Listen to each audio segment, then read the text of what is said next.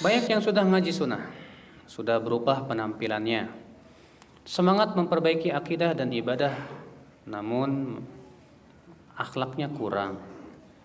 Terutama pada orang awam, kaku dalam bersikap, mudah memvonis, kasar lisannya, pelit senyumnya, seolah-olah giginya aurat. Ngeri bener nih bahasanya nih. Sikap seperti ini membuat orang benci sunnah dan lari dari sunnah.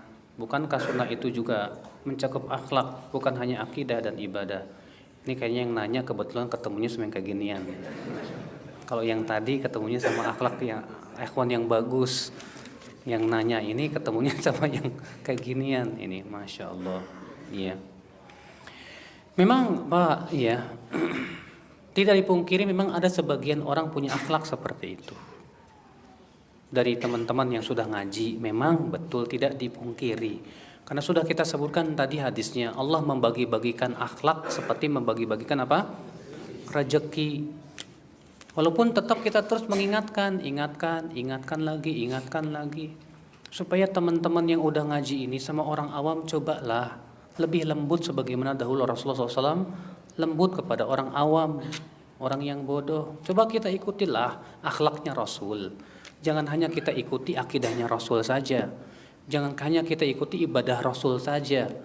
Jangan hanya kita ikuti muamalah Rasul saja, tapi ikuti juga akhlak Rasul gitu loh terhadap orang bodoh dan awam. Betapa butuhnya Pak orang awam tuh kepada mudaroh. Tahu mudaroh? Mudaroh itu sikap lembut, baik kepada mereka, supaya mereka mau tertarik kepada sunnah Nabi Shallallahu Alaihi Wasallam. Ya, sangat butuh kita ini Pak. Supaya apa? Supaya sunnah ini terlihat indah loh Pak, indah. Karena kita sendiri sudah tahu kan Pak, di negeri kita ini yang namanya sunnah itu berusaha diposisikan teroris. Dengan berbagai macam cara, bagaimana caranya supaya orang berjenggot di atas mata kaki, ya jidatnya hitam, teroris itu. Maka jangan sampai kemudian dibenarkan oleh perbuatan kita gitu loh. Yang nggak mau senyum, nggak masya Allah, ya arogan. Jangan sampai. Setiap kita berusaha untuk introspeksi diri kita. Terkadang maaf, ya mohon maaf. Ketika kita duduk di majlis taklim, kemudian ustadz menasihati, pikiran kita bukan ke kita, ke orang. Wah, nasihat ustadz ini pas buat dia nih. Pas nih buat dia. Ini kesalahan besar loh Pak. Ya. Jangan mikirin ke orang, ke diri kita lah. Nasihat ustadz nih ada nggak pada saya ya?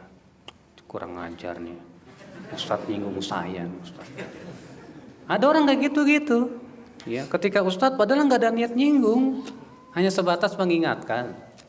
Pas dia mikir, kok ustadz nyinggung saya? Ustadz nyinggung saya nih. Marah. Ini namanya sombong bukan Pak? Sombong, menolak ya kalau kita ada sifat itu pada diri kita, akui saja. Alhamdulillah diingatin. Ya, coba kalau tidak diingatkan, siapa yang akan mengingatkan antum? Kalau ustadz tidak bermanfaat peringatannya buat antum, orang lain lebih tidak bermanfaat lagi mungkin Pak. Maka dari itu ya akhi, ya setiap kita ketika kita mendengar ceramah ustadz atau siapapun, segera yang kita pikirkan diri kita sendiri. Ada enggak pada diri saya? Kalau ada, segera istighfar. Ya. Terima kasih dan doakan dia. Semoga Allah merahmati dia karena dia mengingatkan aib-aib saya. Ya. Makanya Ibrahim bin Adham berkata apa? Kata beliau, man ahabba syuhrah, siapa yang masih menyukai kemasyhuran, ketenaran, maka ini orang belum zuhud. Apa kata Imam Adz-Dzahabi ketika mengomentari perkataan Ibrahim bin Adham ini? Kata beliau, "Wa min alamatil mukhlis." Tanda orang yang ikhlas, anau idza iba ala fi'li, bahwa apabila ia diingatkan kesalahannya, lam yusir wa lam yuharid. Dia tidak ngeyel dan tidak merasa panas hatinya.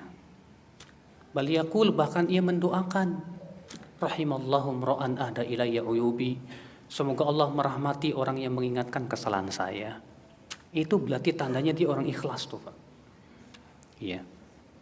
Tapi kalau Bapak diingatkan malah ngeyel dan panas hati, atau mungkin Bapak mengakui, iya betul itu kesalahan saya, tapi hatinya kesel gua. Berarti Bapak tidak ikhlas. Justru ikhlas itu, kata beliau, ketika kita diingatkan kesalahan kita, kita mengakui lalu mendoakan, terima kasih akhi, jazakallah khair. Antum selamatkan saya dari api neraka. Masya Allah.